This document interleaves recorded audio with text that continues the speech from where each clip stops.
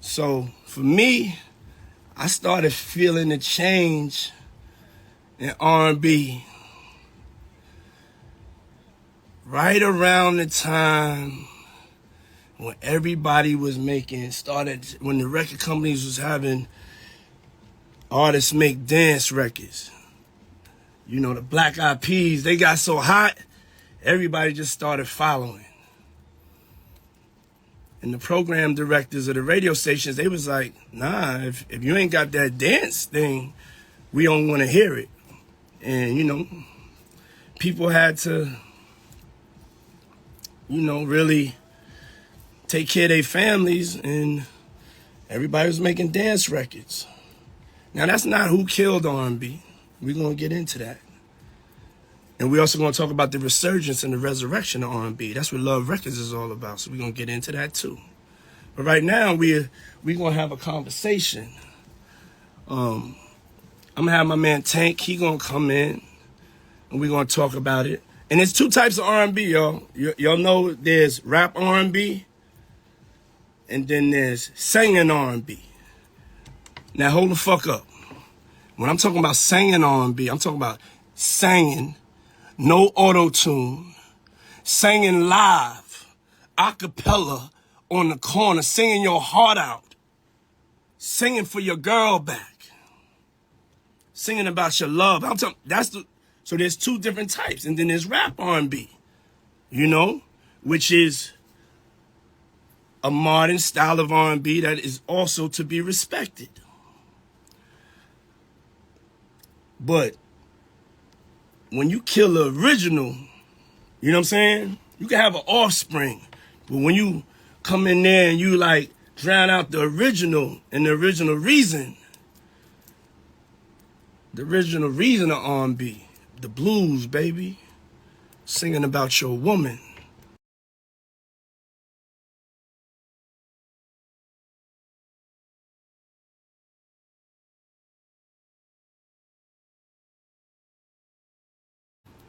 Real R&B, you can't straddle both sides of the fence. You know I do disruptive things to launch the new things that I'm doing. I love marketing, launches, and records. Love Records is my all R&B label. I'm coming back in, making music as an artist, as a producer again, and I'm really devoting, you know, my talents to the renaissance, the resurrection, the resurgence of R&B. And you know, and shout out to everybody, you know, that has been keeping everything alive, you know what I'm saying? From the Summer Walker, SZA, Brent Fayez, you know what I'm saying? LMA. I'm not trying to leave anybody out. You can't forget Chris Brown. Thank God for you, Chris. Thank God for you, my brother. But I wanted to get into the core of, okay, the record companies had us to start to do dance music. We started doing dance music.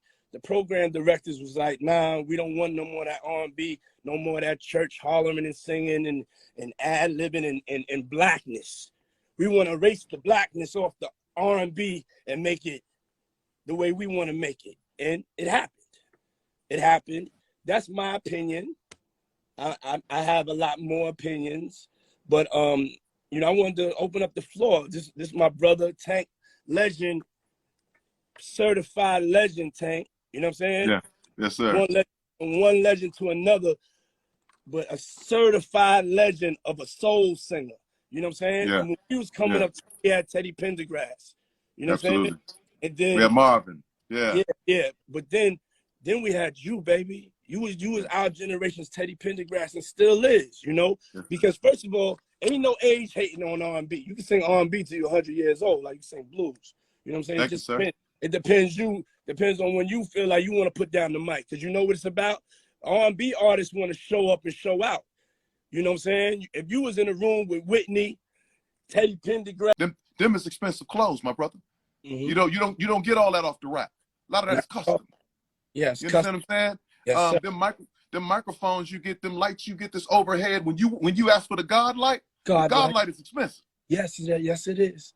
And this all comes from your R&B pedigree. Yes, This yes. isn't from your rap pedigree. Yes, yes. All of these expensive and exciting nuances that you have come from that soul in you of wanting to be excellent, which costs. It costs. So as we're fighting and trying to claw our way back into this space, guess what happens? Rappers start using melody.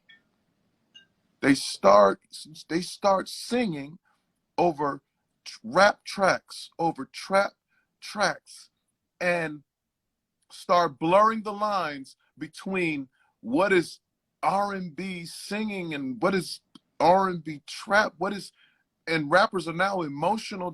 They dealing with their baby mamas. They homies and stabbed them in the back is getting emotional with their melody, and it became a thing where people would rather hear rappers sing bad than hear R&B singers sing good.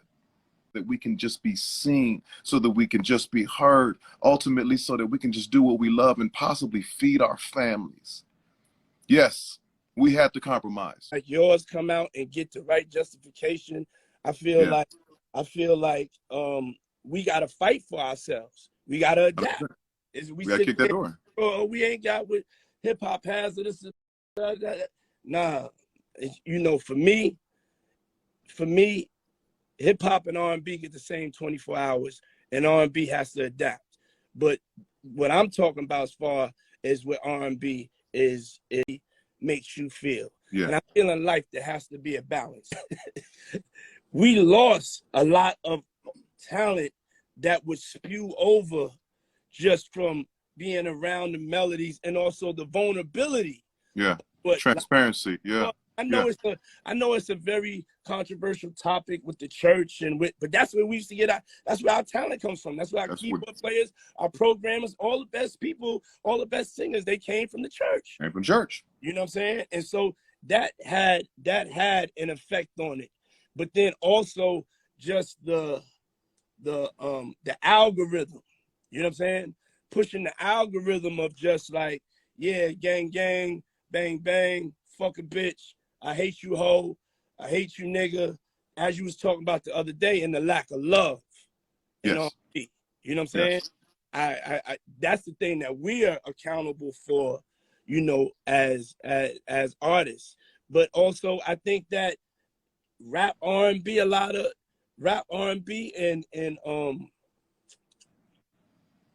let me ask you, let's jump to something else. What you feel about auto-tune and R&B? How do you feel like that affected R&B? And we just having a conversation. Absolutely. Absolutely. Opinions. I feel like, you know, auto-tune, as it was used as a texture, then became a cheat code. And I think auto-tune helped further blur the lines between whether people were actually singing or if the computer was actually singing. And slowly but surely, the R&B ear got programmed to the R&B ear got programmed to this thing, to this sound, this new sound that a raw vocalist just on the microphone just couldn't deliver.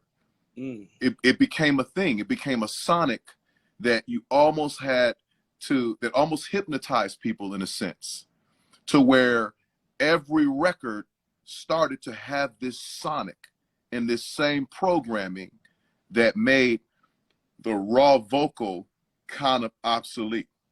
I'm definitely victim of turning on or turning up the auto-tune just a little bit so that I could tap into the sonic that is dominating the airwaves. Yeah. And so, yes, you finished? I'm sorry. No. And so it just kind of, it only started blurring the lines when they would play the hip hop with the auto-tune, but wouldn't play ours.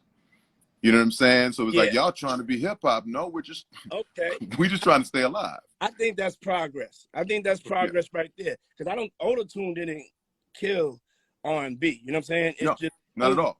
The overuse of it, and then the lack of the I feel like it took the confidence away from the singer.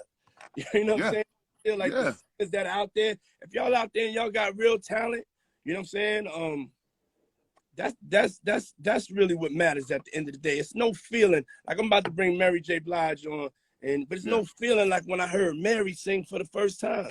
There wasn't no computers in the room. There wasn't nothing. None of that. But I think I want to say this because I know you got to get to Mary. It's gonna take right. These conversations is gonna take the unification of powerful people who believe, and you are our power. You understand what I'm saying? You are one of our cornerstones of this shit. Because when you talk, people listen. People in very high places. You know what I'm saying? With real checkbooks. You know what I'm saying? Move when you say move.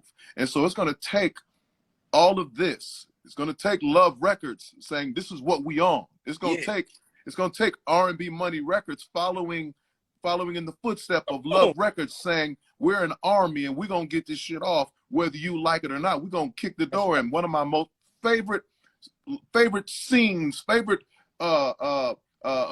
video moments of you is you getting off the phone and saying, yes, thank you so much. Thank you so much. I got my motherfucking, I can do anything. Tell me what you can't do. I'm a son. And that's the attitude that we're going to have to take to get this thing that we want back on track. So, Brother Love, thank you. Yeah, Love. Thank you. And thank you for staying who you are, staying authentic. And RnB Money is this Friday. The album. Yes, sir. Thank you to Tank. We're going to continue the conversation. I know you're going to continue the conversation on your podcast. And that's all this is about. We're launching Love Records, and I wanted to start the conversation and let everybody know we coming here to do it together. It ain't just one person can save R&B. You know what I'm saying? Calling out to all the musicians, all the keyboard players, all the people with melodies and music that don't sound like the music that's out here. That's what I'm looking for. I'm looking for the chords and the progressions and the tones and the different colors in your regular voice. You know what I'm saying? And I ain't nobody that put a little tune on their voice, but give me that emotion through the tune. I need that emotion. Yes, sir. And I need us to make these R&B records for the ladies. Okay. Everybody, guys and ladies, we do it all for the ladies. Focus. I love records all for the ladies. We here to love you.